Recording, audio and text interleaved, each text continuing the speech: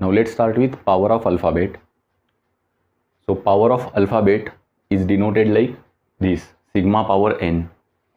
So sigma power n is set of all strings of length n for the given alphabet sigma, or you can say sigma power n is w such that length of w is equal to n.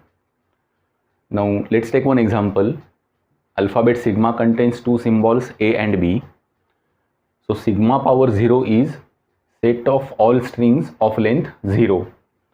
Now there is only one string of length 0 and it is empty string. So you should know that sigma power 0 is not empty set. It contains one string which is empty string. Now if you consider any alphabet, consider alphabet which contains 0, 1, a and b. So even for that alphabet, sigma power 0 will contain only one string epsilon. So for any alphabet, sigma power 0 is singleton set which contains epsilon. Now let's continue with this alphabet. So sigma power 1 is set of all strings of length 1 for that alphabet. So here sigma power 1 contains a and b. Sigma power 2 will contain all strings of length 2. So these are the 4 strings in sigma power 2. Now we calculate clean closure of sigma denoted as sigma star using this formula. So we make union of sigma power 0 union sigma power 1 union sigma power 2 and so on for all the powers of sigma. So note that here while making union of sigma power I is greater than or equal to 0. The union started with sigma power 0.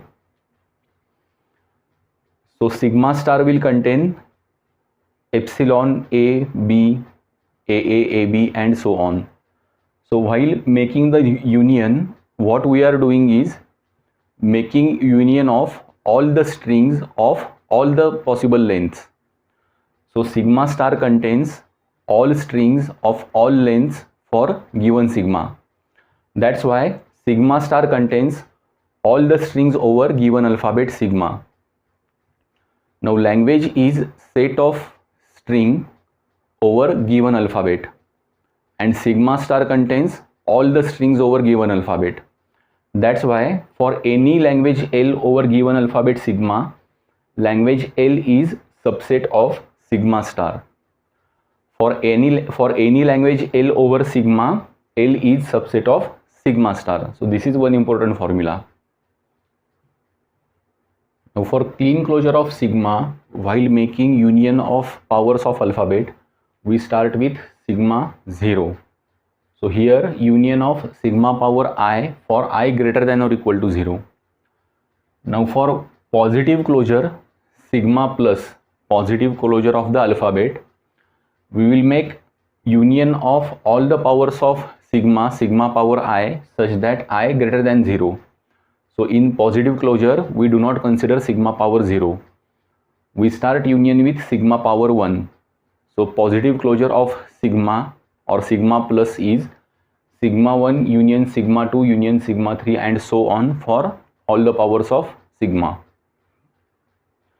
So if we consider this alphabet which contains a and b, then sigma star, the important thing is that it will contain epsilon because it contains sigma power 0 and then a, b, a, b and so on. The positive closure, it will contain a, b, a, b and so on. But since positive closure of sigma plus does not contain sigma power 0, sigma plus does not contain epsilon. That's why sigma plus is sigma star minus epsilon. So this is one formula you should know.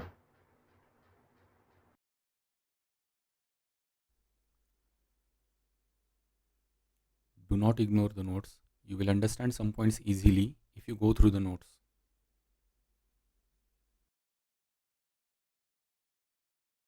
Now let's see how many strings are there in sigma power n.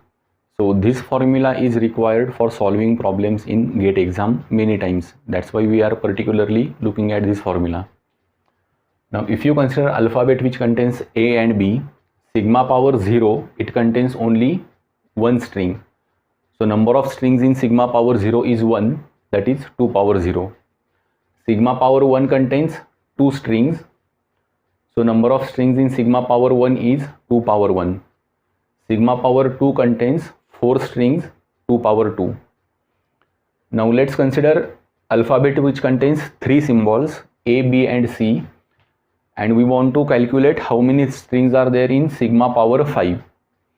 Now if the sigma power 5 is set of all strings of length 5, in any string there are 5 places to fill, and for each place we have 3 options A, B, C, which are symbols from the given alphabet.